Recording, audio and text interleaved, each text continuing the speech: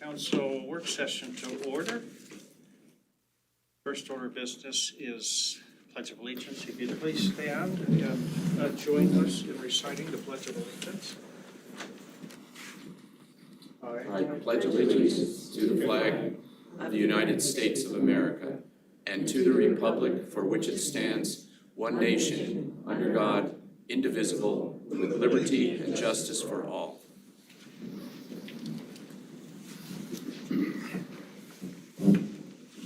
Thank you, everyone. Next order of business is citizen comments. This is an opportunity for citizens to address the council on agenda items or other items they wish to bring to the attention of the council. Citizens are encouraged to discuss operational issues in advance with the mayor. In consideration of others wishing to speak, please limit your remarks to 3 minutes. Also, the Lewiston City Council pledges to practice and promote civility within the governing body, advocating for civil engagement, respecting others and their viewpoints, and finding solutions for the betterment of the city. If there's any citizens here that would like to provide comments, you're welcome to come up to the stand, the podium, and please introduce yourself, your city of residence, and then I'm going to ask you to speak up loudly and clearly so those listening at home can hear, and they do because they send me emails the next day letting me know whether or not they can hear us. There is a microphone above your head there, and the council members we have, I think, 2 or 3 here, but we just have to remember in this room it's hard to hear. We just have to speak up and project our voice a little bit. So, welcome. Thank you, Mayor Johnson. Ken Cron, Lewiston.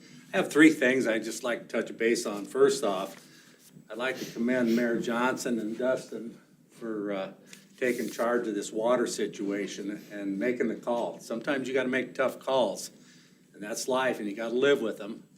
No one died. Things are going to work out. People are allowed to water their shrubs and everything, and that's adversity, and how we respond to adversity, we're going to be better people for it, and our lawns are going to be better because they're going deep for rooting. So my commendations to you too. Number 2, Bryden Avenue. I really think you guys really need to think about Bryden Avenue and put that at the top of your list. I mean, drive it. I drive it a ton, bumper to bumper, no matter what time almost. And I don't know what, I'd like to see it before 2050. I'd like my grandkids to see it. I think that should be a goal of this council, to get Bryden Avenue complete to Thane in 5 years. That's very possible to do. And I don't know if that urban renewal money's available or what, but that needs to be fixed. If anything in this city needs to be fixed, it's Bryden Avenue, people. That's a huge connector. And you need to look at all our other connectors also. Burl, Powers, Grill, and on down the line. But I'm sure Dustin knows what's going on here, and I think we need to look at that very hard. Third, am I correct? They're going to put a homeless unit in over here on Snake River? That's a yes or no question? If it is, you are endangering our children of this community. You allow that to go across from Kiwanis Park and our fishing pond, where kids fish, kids play, there's public park there that people have picnics, and it's neat that we took out the parking. As you can see, that people park in there and use that all the time. And you allow a homeless shelter to go in there, you're allowing drug people, drug possessions, alcoholics, mental problems to be right across the street and intermingle with our children and our grandchildren. And I would think about that real hard before you let anything move forward on that. Anyway, thank you for your time. Yes. Ken, can I ask you a quick question? We usually don't ask questions, but I'll ask one today. When you talk about Bryden Avenue, do you have any thoughts on the current plan that looks at 2 lanes each direction with the middle turning lane, or are you content with 1 lane going each direction with a continuous turning lane? You need 4 lanes and a middle lane turning lane. I mean, that is, if you do your studies, and you better drive out in southeast Lewiston and in the morning and at night, that's where everybody's building, people. And for you to allow that, what is that, a 10-unit apartment going up or whatever condos, all you're doing is put more traffic on those streets out there. And the reason I told you, You have a problem on Burles because you got a problem on Bryden. If you put Bryden into 4 lanes with a turning lane, you will funnel all that traffic and you're gonna take care of a major problem. And that roundabout's a joke, by the way.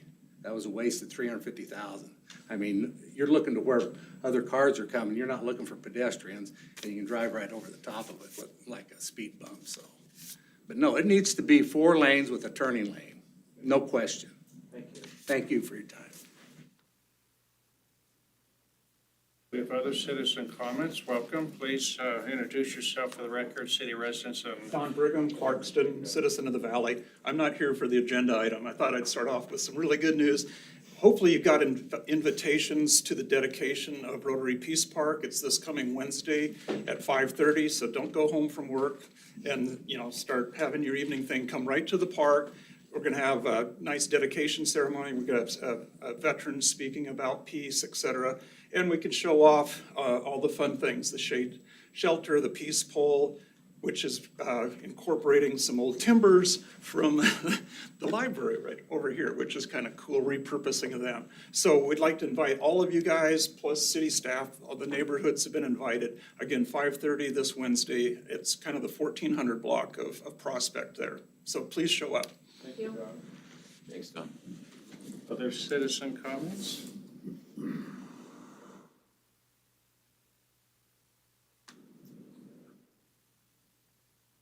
Okay, if not, that will end citizen comments. Councilor Towsley?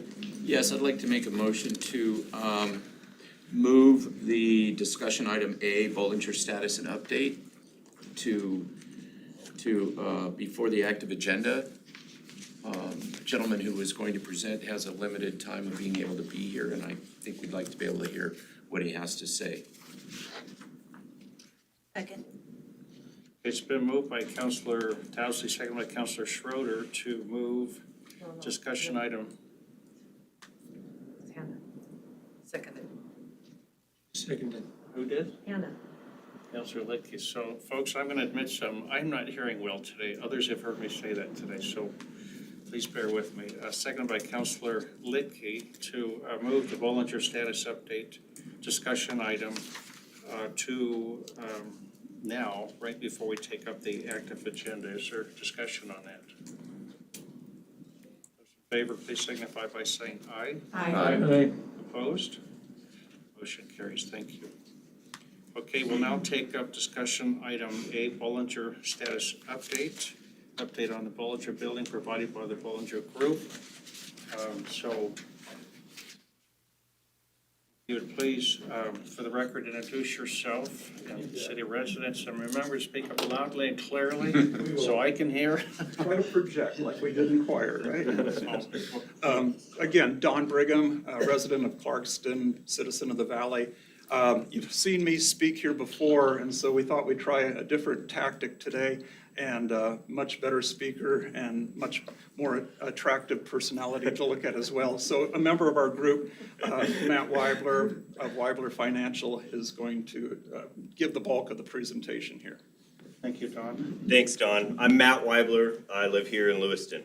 Mr. Mayor, councilors, thank you so much for having us here this afternoon, and thanks for accommodating my schedule. I really, really appreciate it. We were here at your last work session and got to discuss the Bollinger building with you.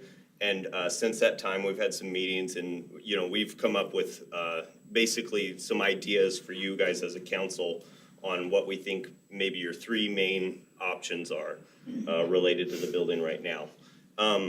First of all, there, in my opinion, is not a very compelling incentive for the city to be repairing and investing in this Bollinger building.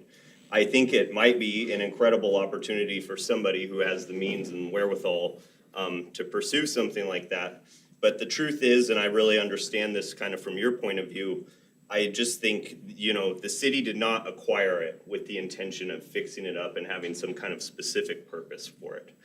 And also along with that, the city's not really in the business of making real estate investments for the purpose of just generating returns. And so for that reason, I kind of completely understand why you guys have been in a position of not being super enthusiastic about, trying to put a ton of money into fixing it up. I think there's even less incentive for a second option that you guys have, which has been tearing the building down. It's no longer condemned. The last time tearing it down was actually researched. The cost was projected to be up over $500,000. And there was no upside or benefit to your city's constituents to do that. That option would just be a complete waste of money, in my opinion. That probably could bring way more valuable to our community if that money went elsewhere. I think likely the best course of action for you guys and our city as a whole is for the Bollinger Building to be declared as surplus, and the city attempting to sell it. This has the potential to make money for the city right off the bat with the sale of the building, and then it also has the ability to add it back onto the tax roll to the benefit of everybody in our community. Our group, the Save the Bollinger Group, we want to volunteer to assist the city in investigating these national services that are out there that specialize specifically in the listing and selling of historic buildings.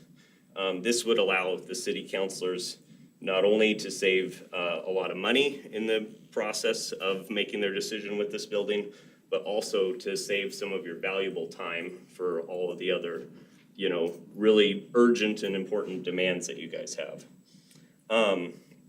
The Save the Bollinger Group would not be brokering or speaking on behalf of the city related to this, but we would be assisting in you in your marketing efforts and your information delivery and your communication with potential buyers for this building.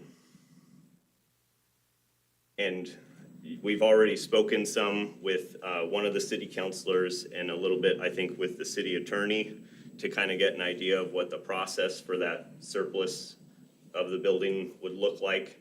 And we're prepared to go right ahead as soon as you guys are also in agreement with that option for the building.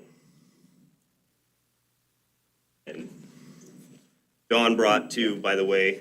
I'd like to share this with you and maybe we leave it and you can look at it later, but what ideally we'd like to do is use one of these searching mechanisms of which you were going to send email out to him. Absolutely, yeah. So we've identified some sources that are out on the web. One's just historic churches for sale all over the country, and you'd be amazed with what's out there. Others are other historic buildings, and so you can see these websites. Some of them are free, some of them are $100 for 3 months of listing, etc.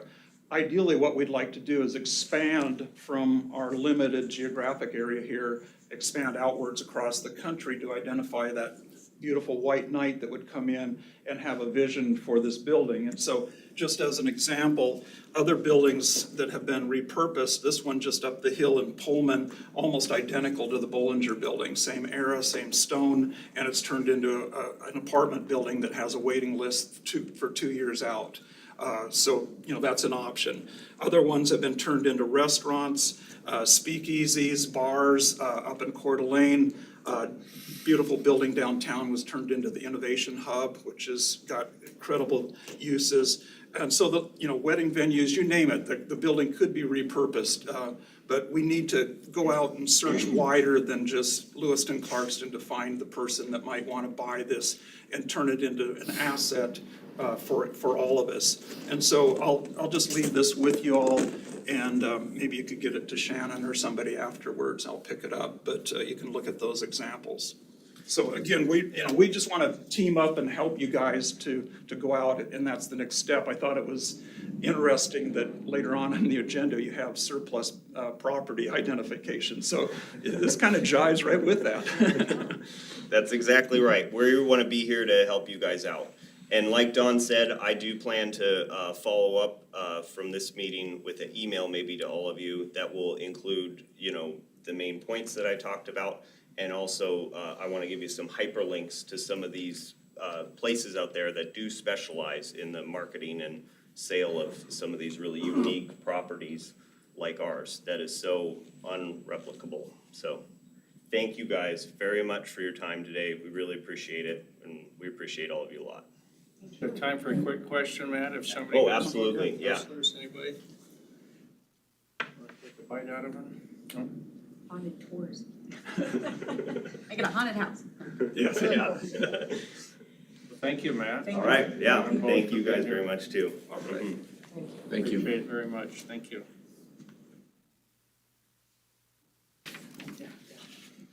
Okay, councilors, next up, we move to our active agenda. Item A, canvass of the May 16, 2023 city election. Entering into the city council minutes, the tabulation of votes prepared by the Nez Perce County Clerk and the canvass of the May 16, 2023 election results by the Board of Nez Perce County Commissioners as required by Idaho Code 50-412.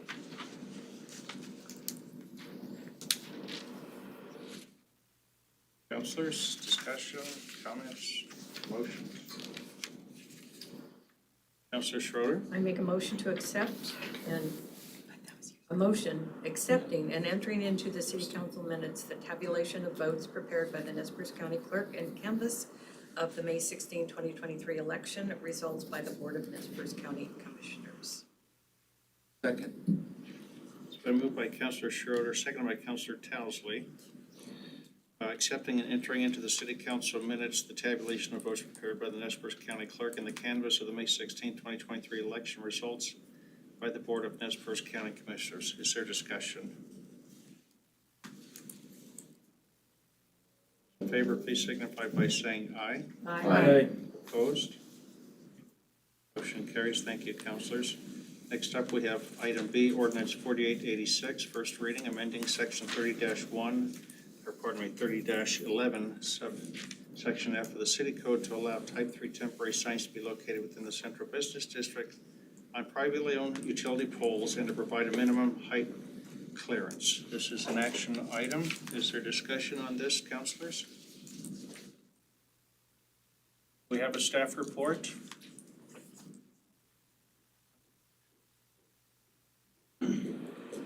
Director, your name's on here. Maybe that comes as a surprise to you, but please introduce yourself for the record. Shannon Grove, CD Director, City of Lewiston. I don't have a formal staff report, but just to say that beautiful downtown Lewiston group approached the city about the ability to do their swag lines for their events, certainly during the summer. And so I worked with the city attorney's office and Public Works, and we came up with this text to amend the type 3 signs to include them. Thank you, Director. Councilors, questions? Councilor Spicklemeyer? Thank you, Mayor. So what's a swag line? Swag lines, and it talks about this in the ordinance, is when you hook, it's kind of a banner across the street. So that's why they would require an encroachment permit, because they hook onto utility poles, either owned by the city or owned by a Vista, and they go across the street in the air. Okay, that's what threw me off. I thought it said privately owned poles. That would be a Vista. Okay. Yeah. Councilor Luque? Can you just, give me a description of what the central business district is? There was no map, and so I tried to go and read the code, but I still wasn't getting a clear picture of what that entitled. Yeah, I'm gonna, here.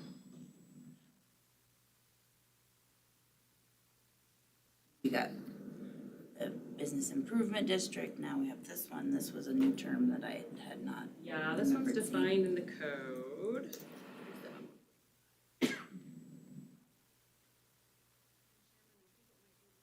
19.5.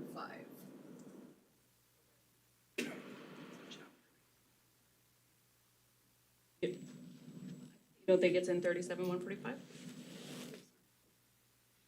I think it leads over, if my memory, I think there's historic preservation.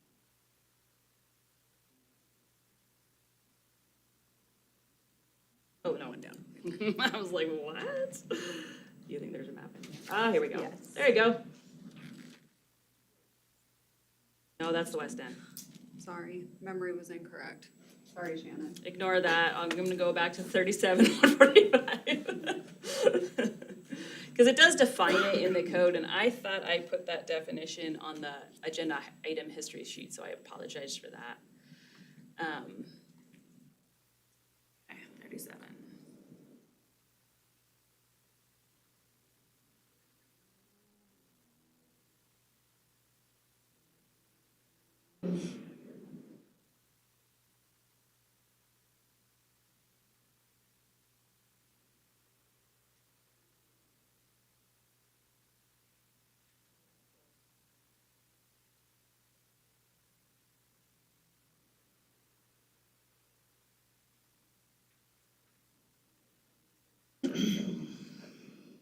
Director, do you want to phone a friend? Brenda Morgan is behind you. I don't know if she has. I sent it in that email to you, Brenda. Do you have that email?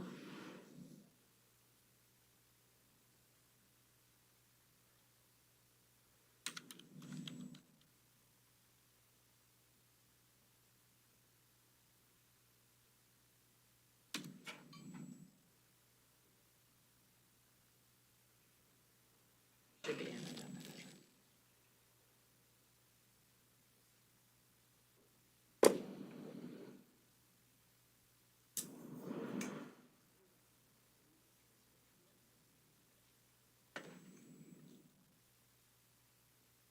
Yeah, I remember when I.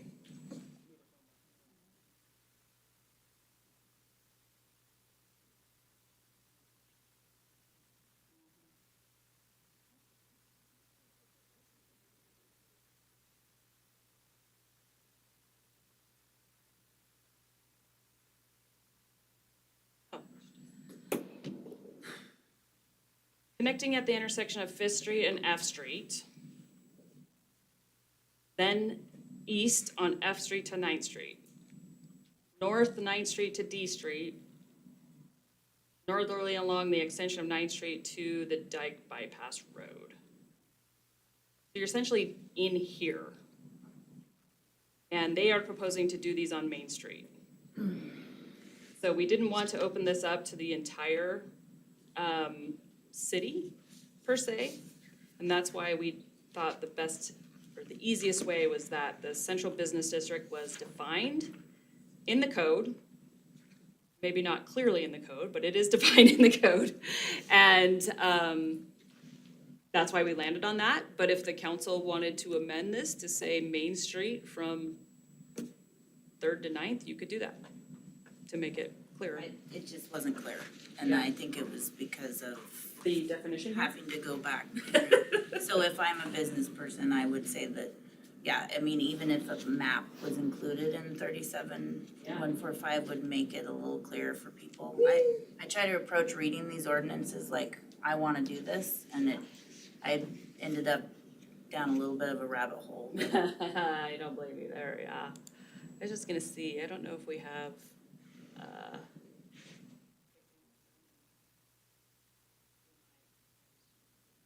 Director, our city planner, Joel Plaskon, snuck in the back door, if that helps. come on up, Joel. I even brought the map up. That must mean that, does that mean the website's working now, since you saw me up here flailing? No, not that I know of. Oh, okay. He just assumed. My ears were burning. I guess so. You want me to get it over here? What am I doing? Central Business District. Okay. Do you wanna, I read it, but it is, do we have a layer for it? Sure, Joel Plaskon, Lewiston City Planner, hello.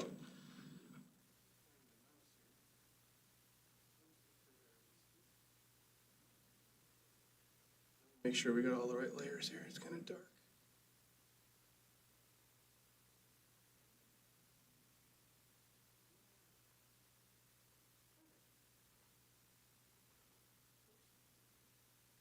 So it's the area shaded in purple, is the central business district, that's the description.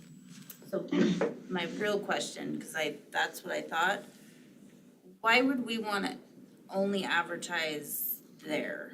Like when you go to Moscow during farmer's market season, like when you drive into town, there's those swag lines are where the heavy traffic happens so that you're notifying people so they venture downtown.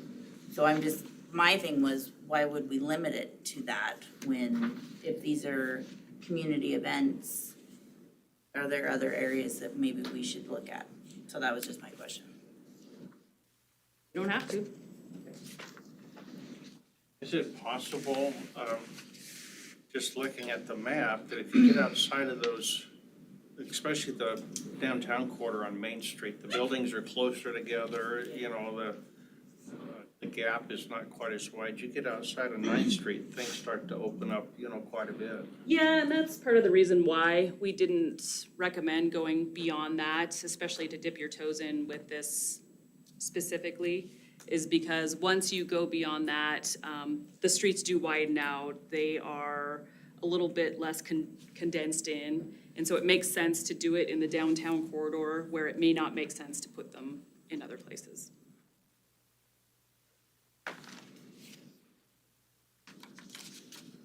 Well, councilors, I apologize, we didn't have a map for you. Other questions?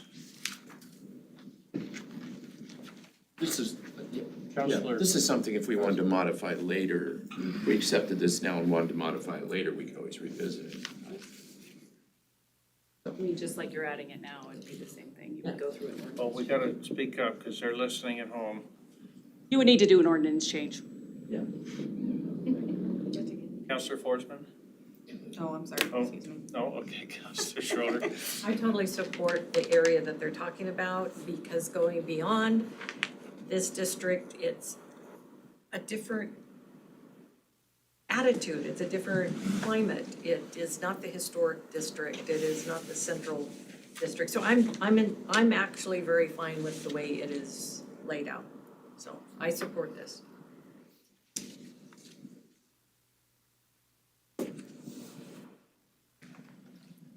Thank you, Director. Councilor Schroeder? I'll make a motion. Motion's in order. I move to, motion accepting and entering, no, I already did that, sorry, next one. Motion to approve the first reading of ordinance number 4886.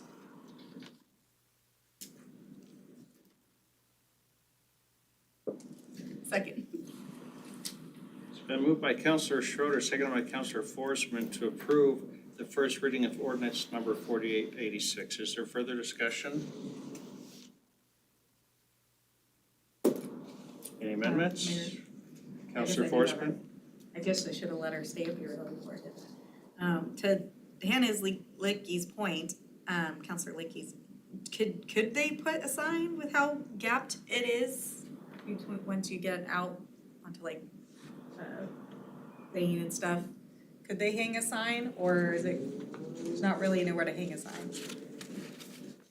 Probably should have addressed that when you came up, sorry. Let me get your steps in. I should have worn different shoes. I know, it's just You're working. really loud. Your question is, can they hang a sign? Yeah, or anybody, like, 'cause I'm Okay. wondering if there's really any polls, like how feasible is it to? once we get I believe a beyond- long time ago, there was one further down on Main and one also on Thane. Those are not used obviously anymore. It is possible to do, if you're down, over ITD's right of way, the city can't, approve that necessarily, like there would be involvement with ITD. So it could be done. I think, you know, for now, you could dip your toes in it with this and see where it goes. Okay, thank you. Yeah. Director, Just like I further was saying. discussion? I'm saying. Okay, no amendments. This is the first reading. Those in favor, please signify by saying aye. Aye. Opposed? Motion carries. Clerk Rocky? Approving the first reading of ordinance 4886, an ordinance of the city of Lewiston amending section 30-11F of the Lewiston City Code to allow type 3 temporary signs to be located within the central business district on privately owned utility poles and to provide a minimum height clearance. Okay, next we move to active agenda item C, ordinance 4889, first reading and parklet design standards amending section 31-2 of the city code to add a definition for parklet, enacting section 31-77 regarding parklets, including the location where parklets are allowed and associated procedure. Also reviewing and discussing the associated parklet design standards with formal adoption to be considered during the regular city council meeting on June 12th, 2023. This is an action item, and we have our city engineer with us today to give a staff report. Welcome, Luke. If you'd please introduce yourself for the record. Remember to speak up loudly and clearly. The floor is yours. Of course, Luke Antonich, city engineer. Thank you for the opportunity to present these for you. I'm not exactly sure how I was selected, but I think it was along the lines of, you touched it the most, therefore it's yours. So here we go. We are here to talk about the parklet ordinance and the associated design standards. We'll kick off with some history on it. I'll offer a clarification in that. We will also cover the ordinance, and then we'll dig into the design standards a little bit as well. And in an effort to avoid death by PowerPoint, I've only got 13 slides and I should be done in 10 minutes. So first clarification, the parklets are specifically seating on the street, and those are what we're discussing tonight. They are not restaurant patios, which is something council has adopted in the past. Those are underneath the Article 6 of the code. So those are specifically seating on the sidewalk. So you have those, we already have those downtown. This is seating on the street. Some history on it. The developer initiated this with us. They came to us and asked if they would be able to do it, and we said we have no code or guidelines to offer to be able to do this project. So we let BDL and the developer know that if they wanted to spearhead driving this forward, we were okay with that. And then we encouraged them to work with the other downtown businesses to come up with something that functioned well for everyone. Parklets were mentioned as a future idea during a downtown Lewiston infrastructure scoping study meeting.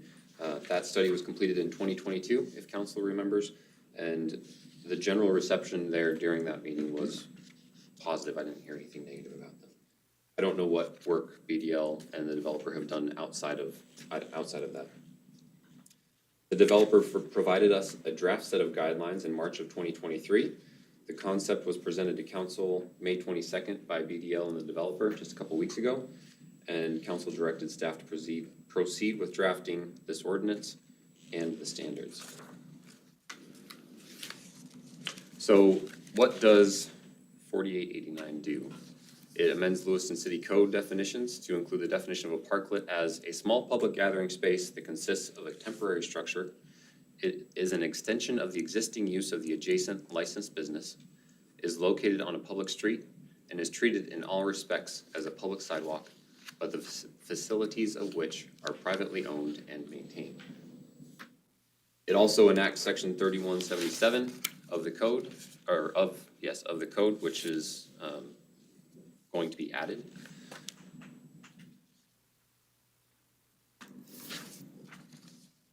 It limits the location of the parklets to Main Street between 3rd and 9th, requires an encroachment permit to be obtained by the applicant before installing, requires a certificate from the Historic Preservation Commission, incorporates the City of Lewiston design standards as a separate document, requires parklets to comply with city code and other applicable regulations, and places responsibility for the parklet entirely on the applicant. Well, technically the permit holder.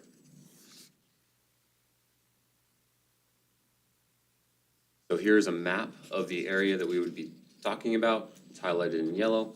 That is the goal. So you can see 3rd Street. It's a little hard to see on the screen, but 3rd Street is where it ends on the left. 9th Street is where it ends on the right, and that would be the extents of where these would be allowed in the proposed ordinance.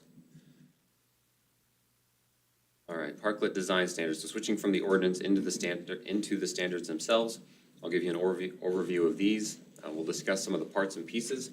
I'm using that language specifically because I want to pull in a car analogy of taking a look under the hood, and we are going to take a look at the parts and pieces that are there, and then we'll talk about some of the ones that aren't.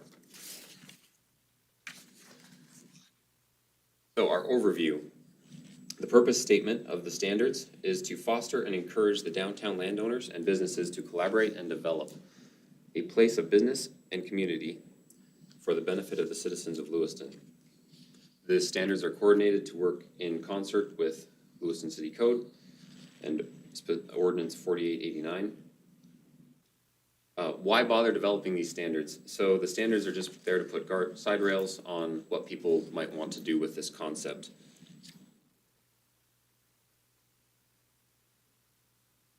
The document is organized into sections. We'll cover some of those in the next slide. This was developed in less than 2 months. To add some depth to that statement, the developer presented this idea longer than that ago, but staff has seen this for roughly 2 months, and then we wrote the ordinance and revised the standards as presented by the developer in the last meeting, in about those 4 days between the council meeting and when we had to have it uploaded for this meeting, for the agenda for this meeting. So this document is not meant to be a final product. It's a work in progress, and we already know some parts that we're missing, and we will get to those. So the parts and pieces. It's got a disclaimer section, which some of the highlights in there, we reserve the right to modify the standards, eliminate the program entirely, require removal of a parklet, and placing the liability on the permit holder. When I say we, I mean council reserves that right within the standards as they're written.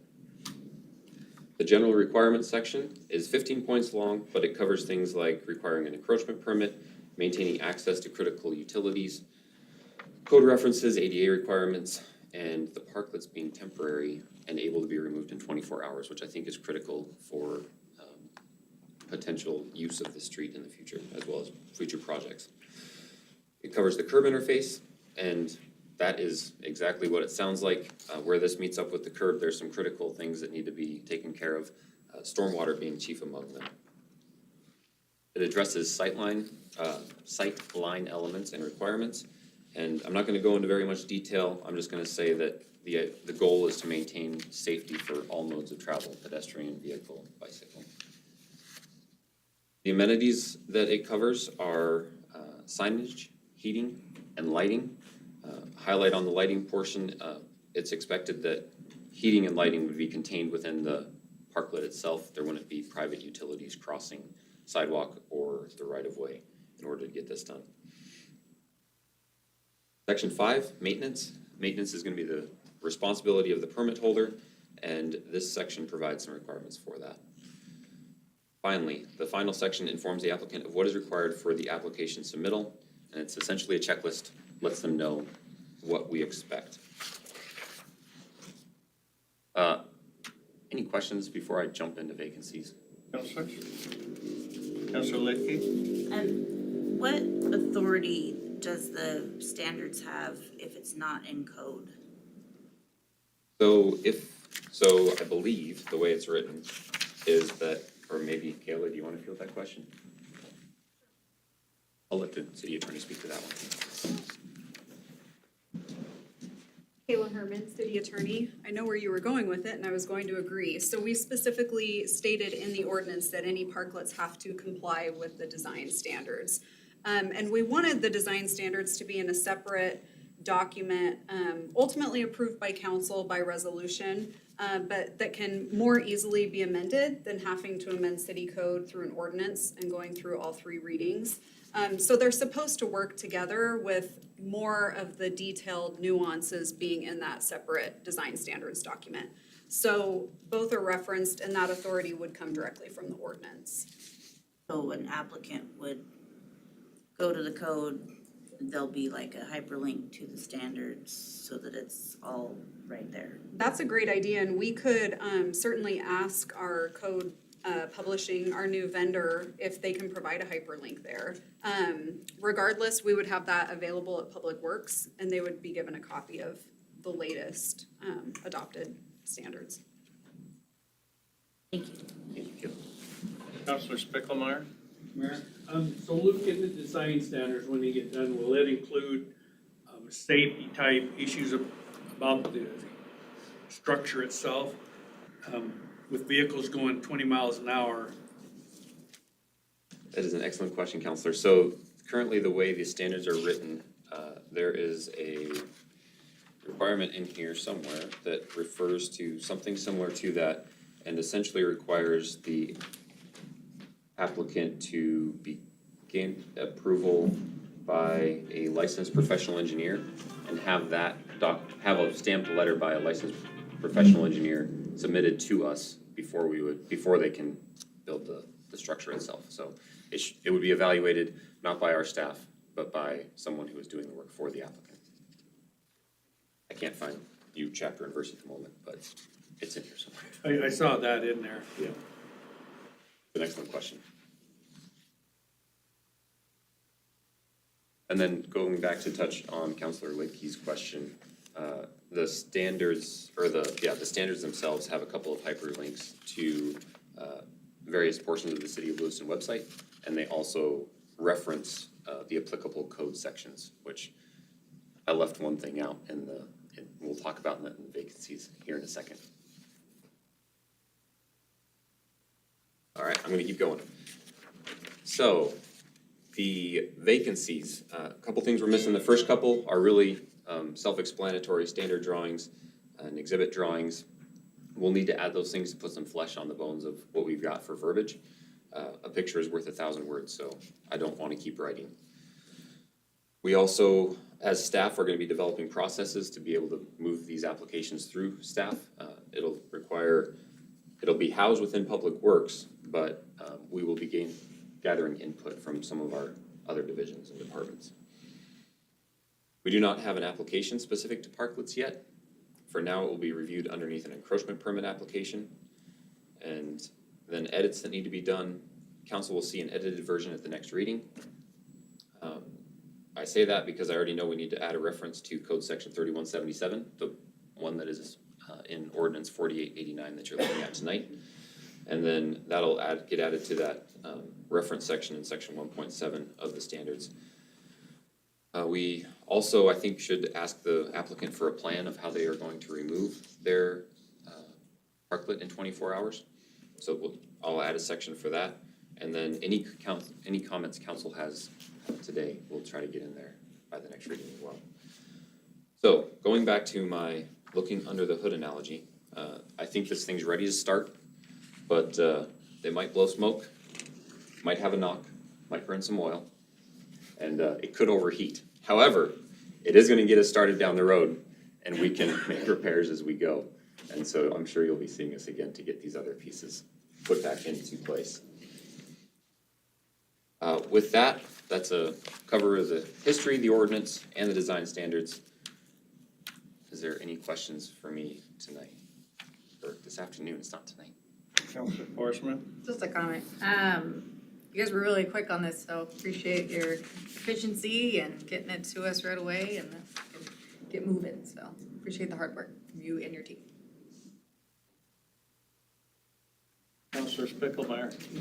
So, Luke, I'd ask you, this is kind of in an email too, but it shows the road width has to maintain at least 11 feet. Is that what it is now with the parking? So the driving lane would be 11 feet, 2-foot buffer. and then 2-foot buffer. I believe we have roughly,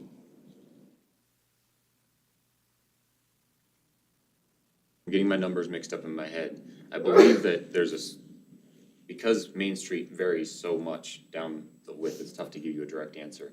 But 11 feet is a typical section width for a driving lane. And then that 2-foot buffer allows for, driver error. 11 feet though is an adequate section and matches much of what is downtown, or might be larger than some of it, wider than some of it. Yeah. Councilor Lidkey? Luke, since we have two types of parking, parallel and diagonal, is there gonna be some differential, like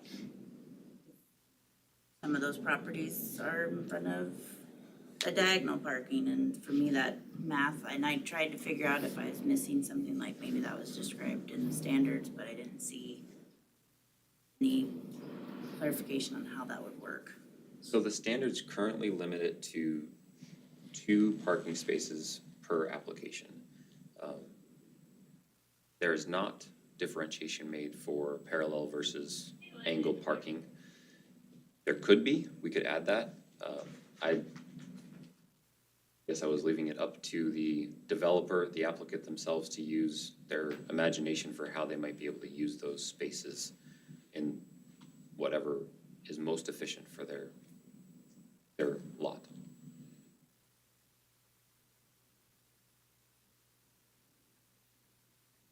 Counselor Townsley? We're talking parallel parking. You're looking at what's an average parking space? You're talking about 12 feet, 14 feet? So 2 of those? Or when you're talking about diagonal, then you're talking about 11, 22 feet maybe, if that, not even a lane for parking. And they get smaller and smaller. So I think there's could be some real confusion. So I think it'd be good to have both of those options presented for us to be able to look at in subsequent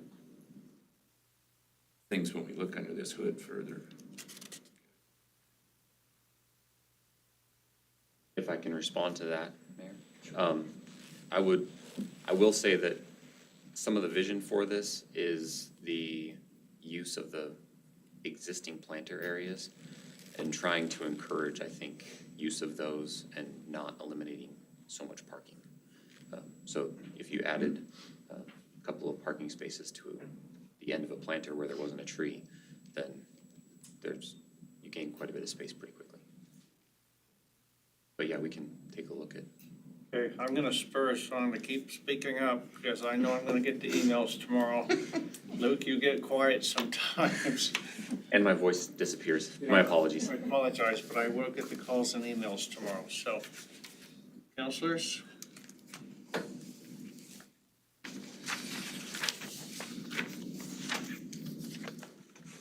Mr. Mayor. Counselor Townsley? Well, we already made a motion. We're ready to, are there any amendments? Was there a motion made? No. No. I would make the motion then to approve the first reading of ordinance number 4889. Second. Been moved by Counselor Townsley, seconded by Counselor Schroeder to approve the first reading of ordinance number 4889. Is there further discussion? Amendments? Those in favor, please signify by saying aye. Aye. Aye. Opposed? Motion carries. Clerk Brocky? Approving the first reading of ordinance number 4889. An ordinance of the City of Lewiston amending section 31-2 of the Lewiston City Code to add a definition for parklet, enacting section 31-77 regarding parklets, including the location where parklets are allowed and associated procedure.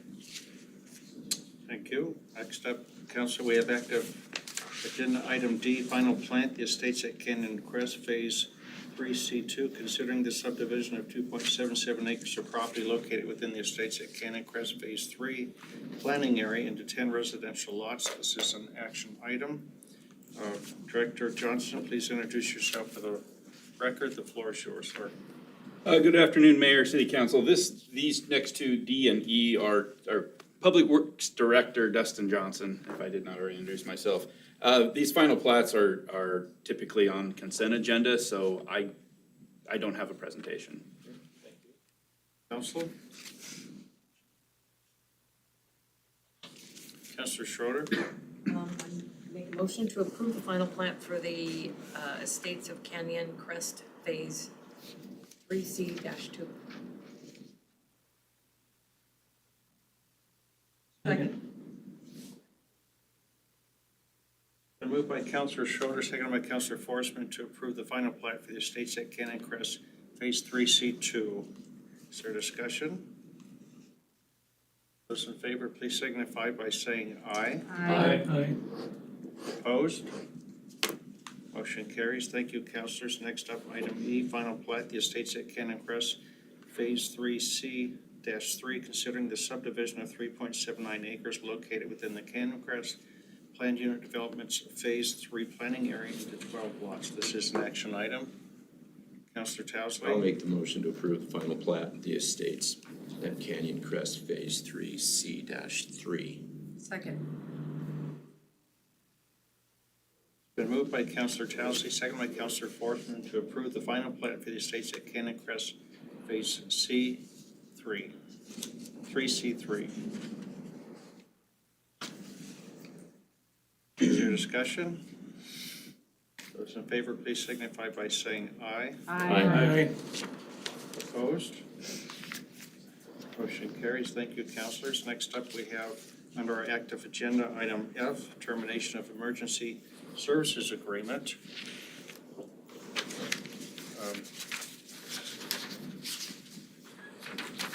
Sorry, Director. Council. Yeah, this is, if I can read this, Chief, considering terminating the emergency services agreement between the City of Lewiston, Clearwater Paper Corporation, and Medcor Incorporated for fire and emergency support services, which was executed by the parties on March 9th, 2020. This is an action item. Chief Reitmeyer, if you'd please introduce yourself for the record. The floor is yours. Good afternoon, Mr. Mayor, Council. Greg Reitmeyer, Interim Fire Chief. Thank you for the opportunity. Hitting the ground running here. We have a long-standing contract with the Clearwater Paper Fire Department, both the Clearwater Paper Mill and with Medcor, their current service provider for the contracting of fire services. That service agreement is like a mutual aid agreement that we would have with a government agency. However, being a non-government entity, we call it something a little differently, but essentially that's what it does. And it allows for sharing of resources back and forth with some indemnification clauses in there so that everybody, stays whole with their individual entities, with their any damage to equipment or people, expenses, and so forth. The Clearwater Paper Mill has elected to cancel their contract with Medcor and to engage a new company named Capstone. And we just have not had any communication with them, with that company directly. So the best interest of the city at this point in time would be to terminate our current contract, since there's a third party that will no longer be in existence. And then we can re-engage with the new vendor when they begin operations and begin working together and see what goes there. Stand for any questions. Thank you, Chief. Councils?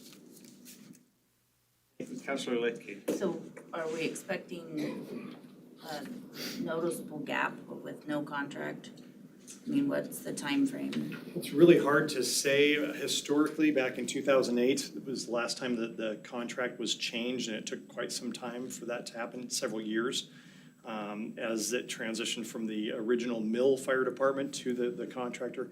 I really can't say at this point in time. We've had very limited communication with this. This company is a subsidiary of a Global Medical Response, which is the largest emergency service provider in the world.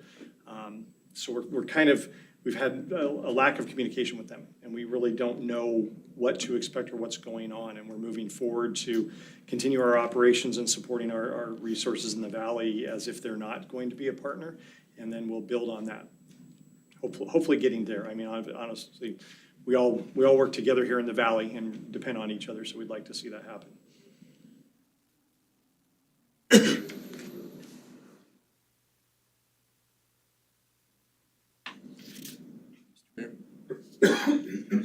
Yeah, I'll make the motion to terminate the emergency services agreement between the City of Lewiston, Clearwater Paper Corporation, and Medcor Incorporated for fire and emergency support services effective July 10th, 2023. Second. It's been moved by Councilor Towsley, seconded by Councilor Forsman to terminate the emergency services agreement between the City of Lewiston, Clearwater Paper Corporation, and Medcor, Inc. for fire and emergency support services effective July 10th, 2023. Is there further discussion? Councilor Kleberg? Thank you, Mr. Mayor. Yeah, Chief. I mean, maybe sometimes that's what it takes is sending the letter and maybe somebody's cage gets rattled. I'm kind of curious, and I know it doesn't really affect us, but I'm assuming our other partners, Whitman County and Nez Perce County and City of Clarkston, Lewiston County, we're all part of that mutual aid agreement. They're faced with the same situation, I'm assuming. Each of our mutual aid response partners have varied levels of contractual obligations, and we're working together as a Valley Fire Chiefs Association. Everybody's working toward that same end right now. is to try to clarify expectations with the new organization.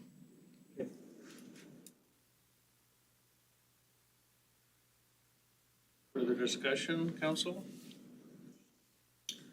Okay, Clerk Rocky? Council President Lidkey. Aye. Counselor Cleaver. Aye. Counselor Schroeder. Aye. Counselor Spiegelmeier. Aye. Counselor Towesley. Aye. Counselor Forsman. Aye. Okay, motion passes. Thank you, councilors. Thank you, chief. Next up, we move to agenda item 5, discussion items.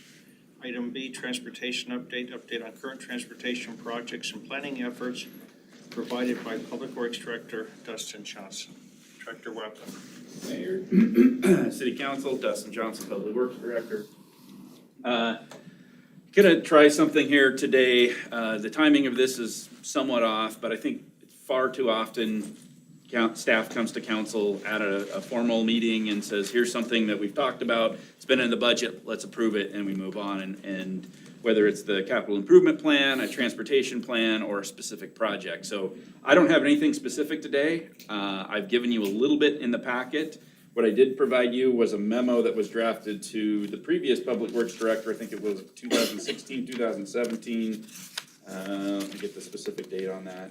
That kind of outlined 2016, early February. So most of this work was done in 2015. Outlined some general concepts of how to save money or other alternative revenue sources that were considered. It was a task force made up of citizens, not electeds or